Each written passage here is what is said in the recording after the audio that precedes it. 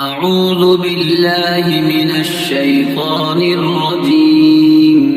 بسم الله الرحمن الرحيم. ياسين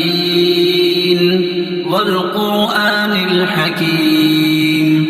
إنك لمن المرسلين على صراط مستقيم. تنزيل العزيز الرحيم لتنذر قوما ما أنذر آباؤهم فهم غافلون. لقد حق القول على أكثرهم فهم لا يؤمنون. إنا جعلنا في أعناقهم أغلالا فهي إلى الأذقان فهم مقمحون. وجعلنا من بين أيديهم سدا ومن خلفهم سدا فأغشيناهم فهم لا يبصرون. وسواء عليهم أأنذرتهم أم لم تنذرهم لا يؤمنون. إنما تنذر من اتبع الذكر وخشي الرحمن بالغيب فبشره بمغفرة وأجر كريم. إنا نحن نحيي الموتى ونكتب ما قدموا وآثارهم وكل شيء أحصيناه في إمام مبين. واضرب لهم مثلا أصحاب القرية إذ جاء المرسلون إذ أرسلنا إليهم اثنين فكذبوهما فعززنا بثالث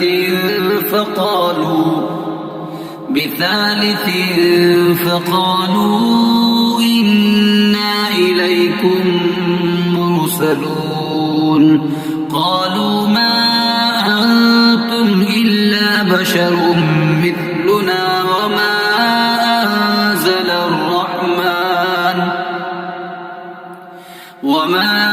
أنزل الرحمن من شيء إن أنتم إلا تكذبون. قالوا ربنا يعلم إنا إليكم لمرسلون وما علينا إلا البلاغ المبين. قالوا إنا تطيرنا بكم لئن لم تنتهوا لنرجمنكم وليمسنكم منا عذاب أليم. قالوا طائركم معكم أئن ذكرتم بل أنتم قوم مسرفون. وجاء من أقصى المدينة رجل يسعى قال يا قوم اتبعوا المرسلين.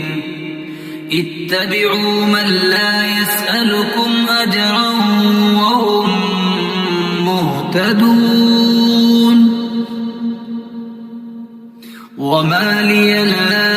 أعبد الذي فطرني وإليه ترجعون. أتخذ من دونه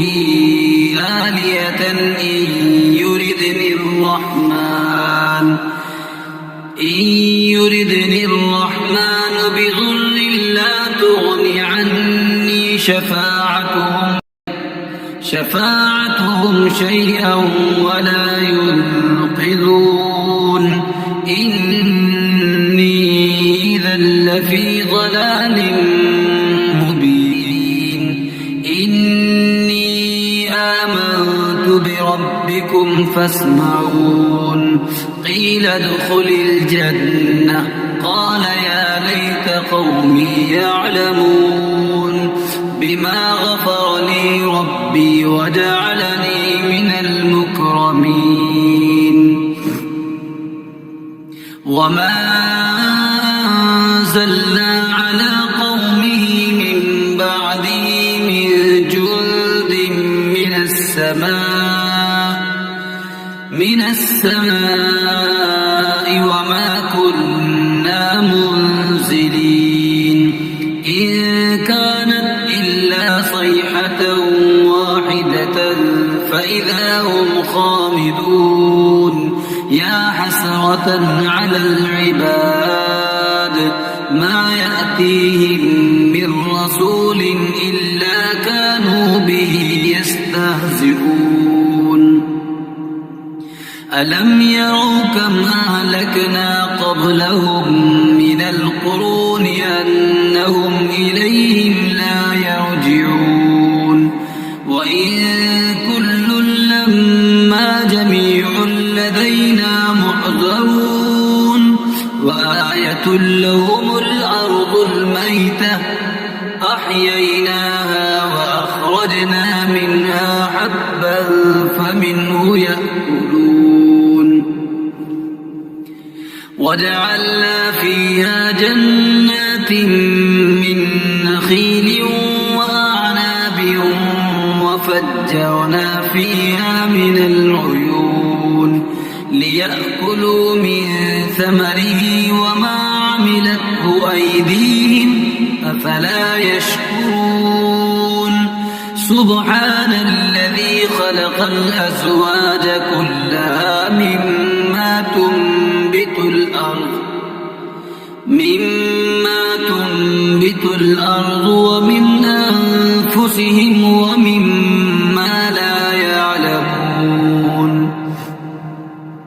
وآية لهم الليل نسلخ منه النهار فإذا هم مظلمون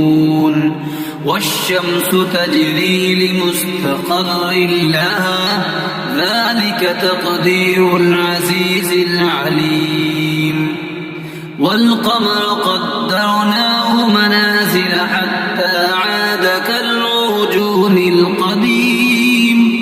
لا الشمس ينبغي لها أن تدرك القمر ولا الليل سابق النهار وكل في فلك يسبحون وآية لهم أنا حملنا ذريتهم في الفلك المشحون وخلقنا لهم من مثله ما يركبون وإن نشأ نغرقهم فلا صريخ لهم ولا هم ينقذون إلا رحمة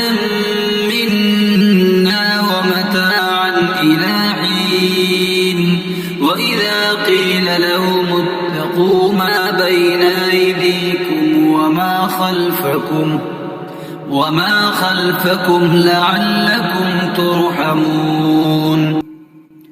وما تأتيهم من آية من آيات ربهم إلا كانوا عنها معرضين وإذا قيل لهم أنفقوا مما رزقكم الله قال الذين كفروا للذين آمنوا أنطعم من لو يشاء الله أطعمه إن أنتم إلا في ضلال مبين ويقولون متى هذا الوعد إن كنتم صادقين ما ينظرون إلا صيحة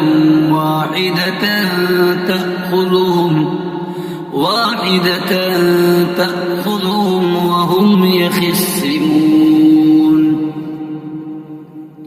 فلا يستطيعون توصية ولا إلى أهلهم يرجعون ونفخ في الصور فإذا هم من الأجداث إلى ربهم ينسلون قالوا يا ويلنا من بعثنا من مرقدنا هذا ما وعد الرحمن وصدق المرسلون إن كانت إلا صيحة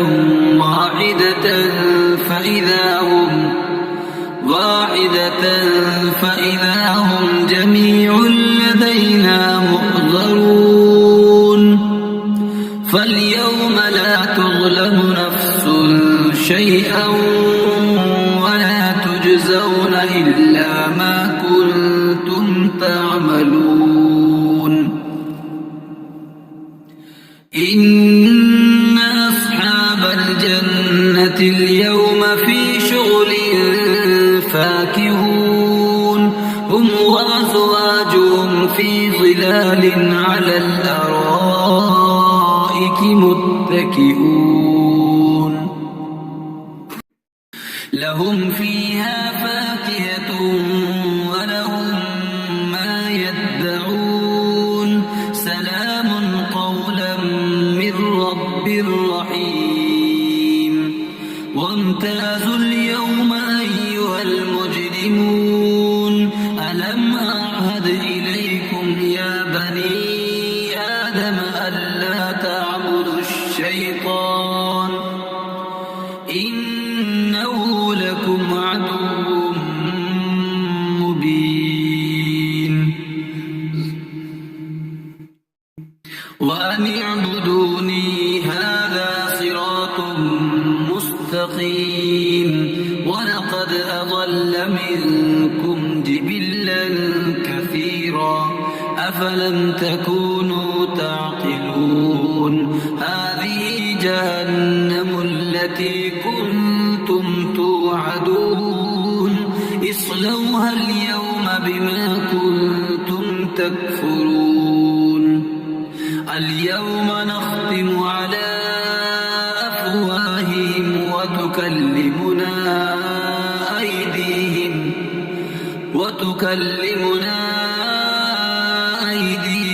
وتشهد أرجلهم بما كانوا يكسبون ولو نشاء لطمسنا على أعينهم فاستبقوا الصراط فأنى يبصرون ولو نشاء لمسخناهم على مكانتهم فما استطاعوا مضيا ولا يرجعون ومن نعمره ننكسه في الخلق أفلا يعقلون وما علمناه الشعر وما ينبغي له إن هو إلا ذكر وقرآن مبين لينذر من كان حيا ويحق القول على الكافرين أولم يروا أنا خلقنا لهم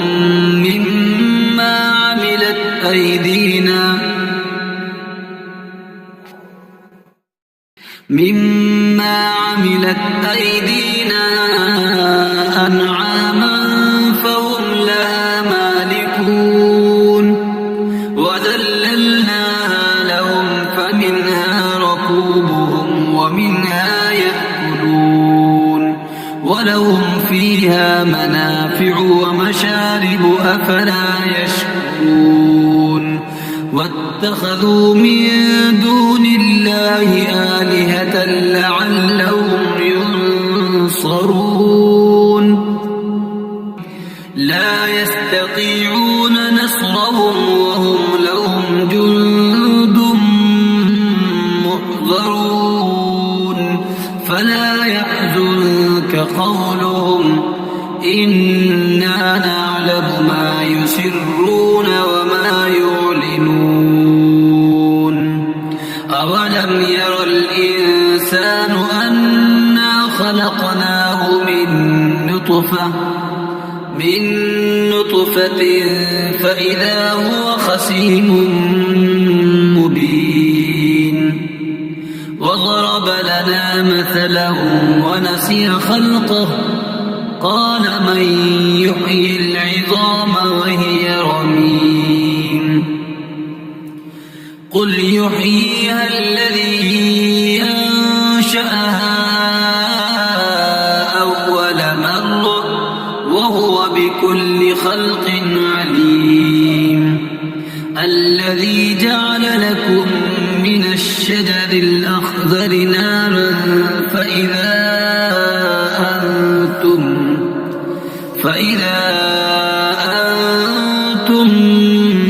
منه توقدون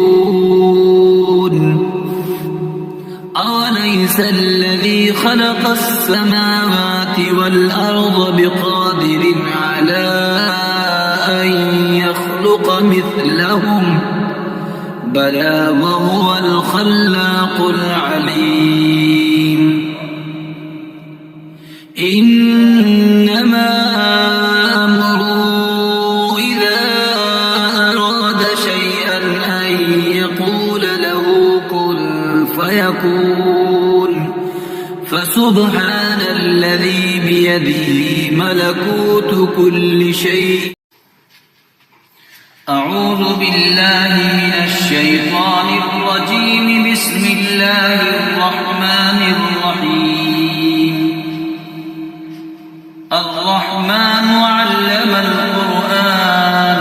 خلق الإنسان علمه البيان الشمس والقمر بحسبان والنجم والشجر يسجدان والسماء رفعها ووضع الميزان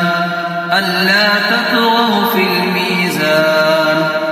وأقيموا الوزن بالقسط ولا تخسروا الميزان والأرض وضعها للأنام فيها فاكهة والنخل ذات الأكمام والحب ذو العصف والريحان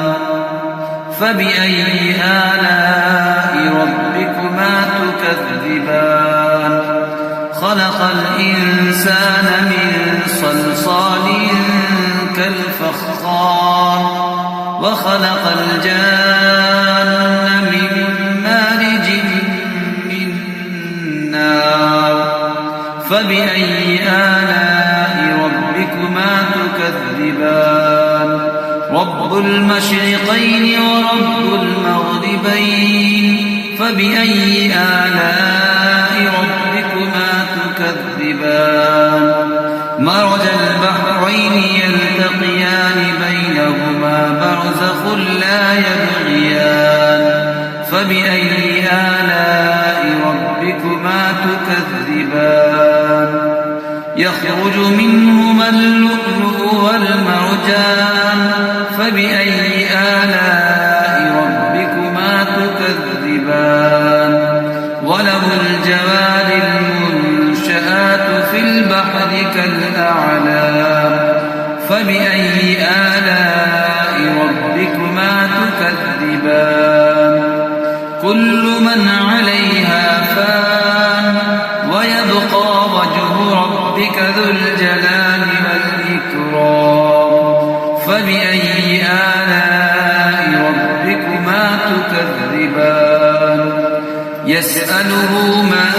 في السماوات والأرض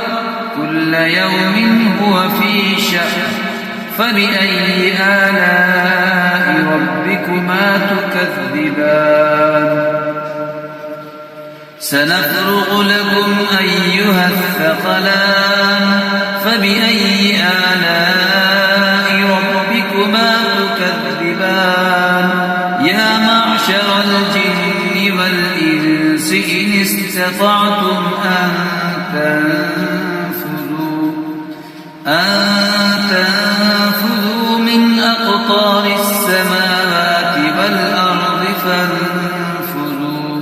لا تنفذون إلا بسلطان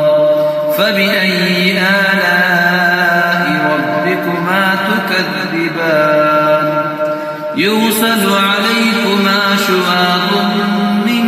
نار ونحاس فلا تنتصران فبأي آلاء ربكما تكذبان فإذا انشقت السماء فكانت وردة كالدهان فبأي آلاء ربكما تكذبان فيومئذ لا يسأل عن ذنبه إنس ولا جان فبأي آلاء ربكما تكذبان يعرف المجرمون بسيماهم فيؤخذ بالنواصي والأقدام فبأي آلاء ربكما تكذبان هذه جهنم التي يكذب بها المجرمون يطوفون بينها وبين حميم آن فبأي آلاء ربكما تكذبان ولمن خاف مقام ربه جنتان فبأي آلاء ربكما تكذبان ذواتا أفنان فبأي آلاء ربكما تكذبان فيهما عينان تجريان فبأي آلاء ربكما تكذبان فيهما من كل فاكهة زوجان فبأي آلاء ربكما تكذبان متكئين على فرش بطائنها من استبرق وجنى الجنتين دان فبأي آلاء ربكما تكذبان فيهن قاصرات الطرف لم يطمثهن إنس قبلهم ولا جان فبأي آلاء ربكما تكذبان كأنهن الياقوت والمرجان فبأي آلاء ربكما تكذبان هل جزاء الإحسان إلا الإحسان فبأي آلاء ربكما تكذبان ومن دونهما جنتان فبأي آلاء ربكما تكذبان مدهامتان فبأي آلاء ربكما تكذبان فيهما عينان نضاختان فبأي آلاء ربكما تكذبان فيهما فاكهة ونخل ورمان فبأي آلاء ربكما تكذبان فيهن خيرات حسان فبأي آلاء ربكما تكذبان حور مقصورات في الخيام فبأي آلاء ربكما تكذبان لم يطمثهن إنس قبلهم ولا جان فبأي آلاء ربكما تكذبان متكئين على رفرف خضر وعبقري حسان فبأي آلاء ربكما تكذبان تبارك اسم ربك ذي الجلال والإكرام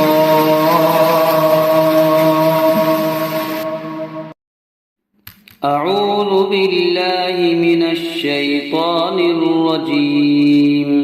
بسم الله الرحمن الرحيم تبارك الذي بيده الملك وهو على كل شيء قدير الذي خلق الموت والحياة ليبلوكم أيكم أحسن عملا وهو العزيز الغفور الذي خلق 7 سماوات طباقا ما ترى في خلق الرحمن من تفاوت فارجع البصر هل ترى من فطور ثم ارجع البصر كرتين ينقلب إليك البصر خاسئا وهو حسير ولقد زينا السماء الدنيا بمصابيح وجعلناها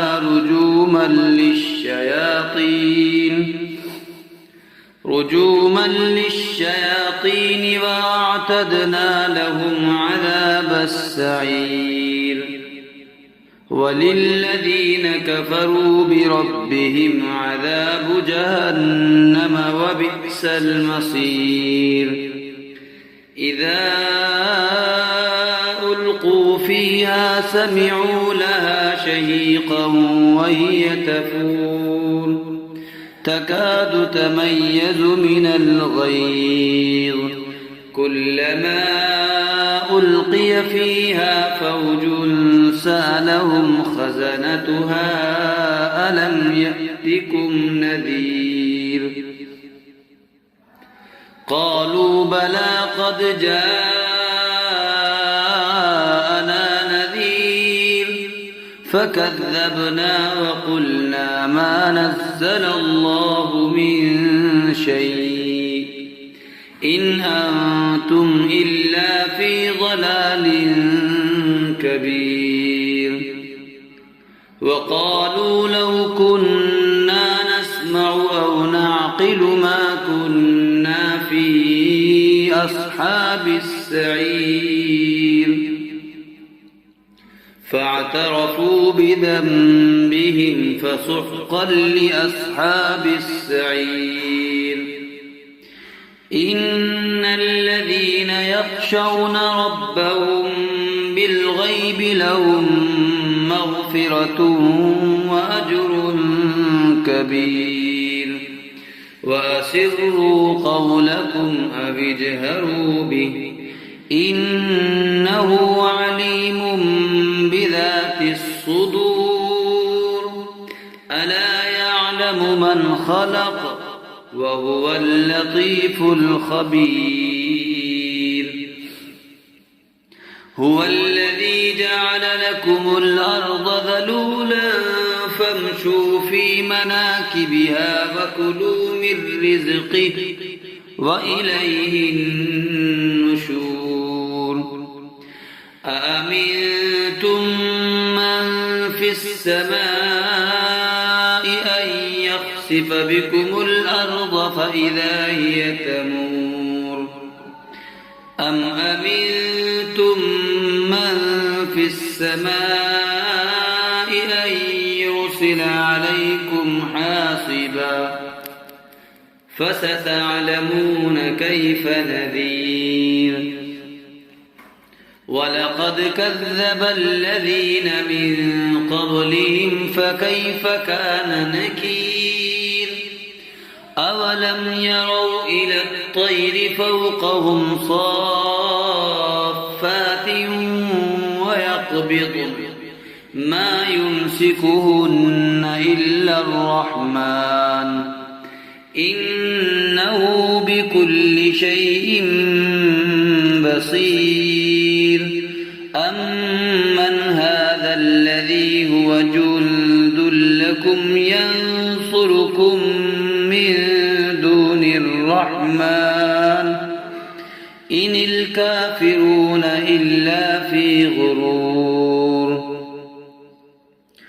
أمن هذا الذي يرزقكم إن أمسك رزقه بل لجوا في عتب ونفور أفمن يمشي مكبا على وجهه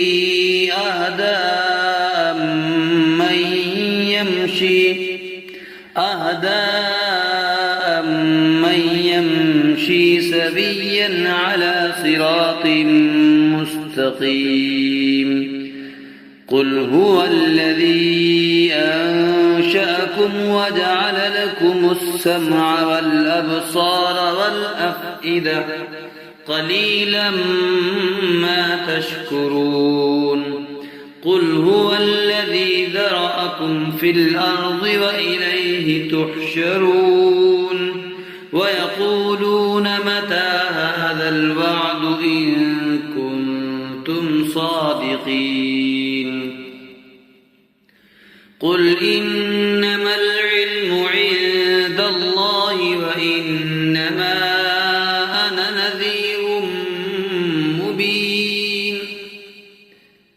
فلما رأوه زلفة سيئت وجوه الذين كفروا وقيل هذا الذي كنتم به تدعون قل أرأيتم إن أهلكني الله ومن معي أو رحمنا فمن يجير الكافرين من عذاب أليم قل هو الرحمن آمنا به وعليه توكلنا فستعلمون من هو في ضلال مبين قل أرأيتم إن أصبح ماؤكم غورا فمن يأتيكم بماء